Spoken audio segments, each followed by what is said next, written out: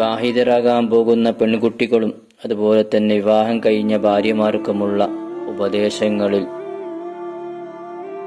ഒന്ന്, ഭർത്താവിന് അനുസരണയില്ലാത്തവ അഹങ്കാരിയായി ഭാര്യമാർ മാറാൻ പാടില്ല. 2, ഭർത്താവിൻ്റെ അനുവാദമില്ലാതെ നീ പുറത്തു പോകരുതേ. അങ്ങനെ പോയാൽ ഭാര്യമാർ പോകുന്ന വഴിയിലുള്ള എല്ലാ ജീവികളും നിങ്ങളെ ശപിക്കുന്നതായിരിക്കും.